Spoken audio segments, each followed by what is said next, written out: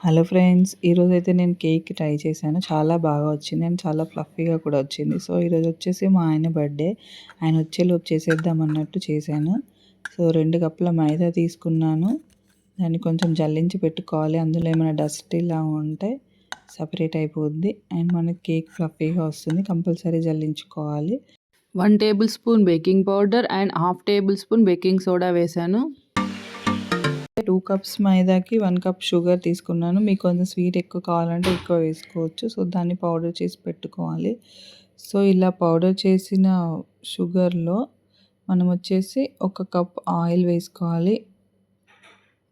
Oil అనేది మనకు పల్లి నూనె అలాంటివి తీసుకోకుండా మామూలుగా ఫ్లేవర్ లేని ఆయిల్ అనేది తీసుకోవాలి.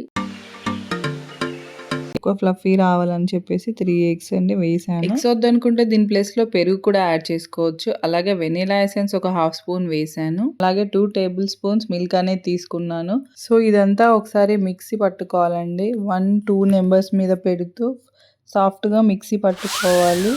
కన్సిస్టెన్సీ అనేది ఇలా రావాలి చూడండి. బ్యాటర్ అనేది ఇలా వస్తేనే మనకి కేక్ అనేది పర్ఫెక్ట్‌గా వస్తుంది. బయట కేక్ కొనుక్కొని తెచ్చుకోవడం ఈజీనే కానీ ఇంట్లో చేయడమే కష్టం కదా!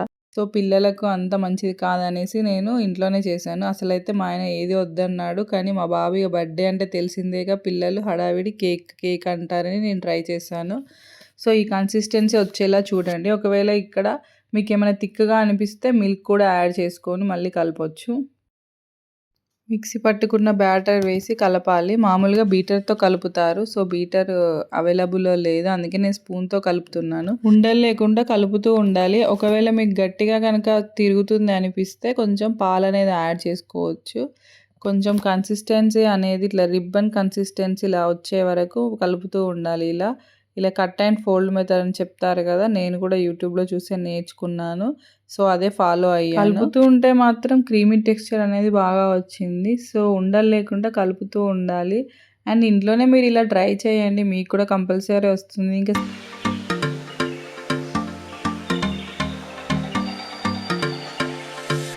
సో, ఇలా రావాలి కన్సిస్టెన్సీ అనేది.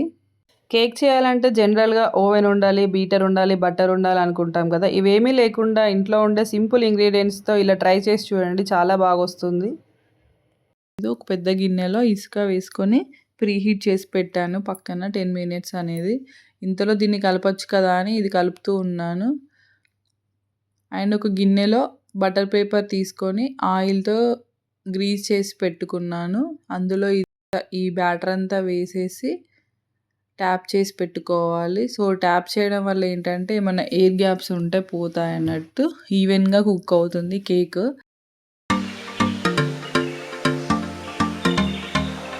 అయితే ఇసుక వేసి హీట్ చేశాను. సాల్ట్ కూడా వేసుకోవచ్చు. ఒక పెద్ద గిన్నె తీసుకున్నాను. అందులో ఇసుక వేసి చిన్న స్టాండ్ లాగా పెట్టాను. పెట్టి ఒక 10 మినిట్స్ మాత్రం మంచిగా హీట్ చేసి పెట్టాను. తర్వాత మనం కలిపి పెట్టుకున్న బ్యాటర్‌ని పెట్టేసి 30 మినిట్స్‌లో మాత్రం పర్ఫెక్ట్‌గా కేక్ అయిపోయింది. ఫస్ట్ 10 మినిట్స్ మీడియం ఫ్లేమ్‌లో పెట్టాను. అండ్ లాస్ట్ 20 మినిట్స్ సిమ్‌లో పెట్టాను. ఇలా చాక్ కానీ, ఫోర్క్ కానీ ఏదైనా గుచ్చి చూస్తే సాఫ్ట్‌గా రావాలి. సో, మన కేక్ అనేది రెడీ అయిపోయింది. తొందరపడి ఎక్కువ మంట మాత్రం పెట్టొద్దు, మాడిపోతుంది. సో, ఇలా చాక్‌తో సైడ్స్‌ని ఇలా అనుకుంటే ఈజీగా వచ్చేస్తుంది. సో, నేను కొంచెం ట్యూటీ ఫ్రూటీ కూడా యాడ్ చేశాను. సో, కేక్ అనేది రెడీ అయిపోయింది. మా పిల్లలు చాలా సంతోషంగా ఫీల్ అయిపోయారు. చాలా బాగొచ్చిందనేసి. సో, మా ఆయన వచ్చే టైం కూడా అయిపోయింది. ఇంకా హడావిడిగా రెడీ అయిపోయి కేక్ కటింగ్ అనేది అయిపోయింది. సో, మీరు ఎప్పుడైనా కేక్ ట్రై చేశారా? చేసి ఉంటే నాకు కామెంట్‌లో చెప్పండి. హిట్ అయిందా? ఫ్లాప్ అయిందా అనేసి. నేను మాత్రం చాలా కాన్సంట్రేషన్ పెట్టి చేశాను. చాలా సూపర్‌గా వచ్చింది. మీరు కూడా ఎప్పుడైనా ఇంట్లో రెడీ చేసిన కేక్‌తో బర్త్‌డే సెలబ్రేట్ చేసుకున్నారా? మేమైతే ఈసారి ఇలా చేసేసుకున్నాము. So, thank you for watching the video.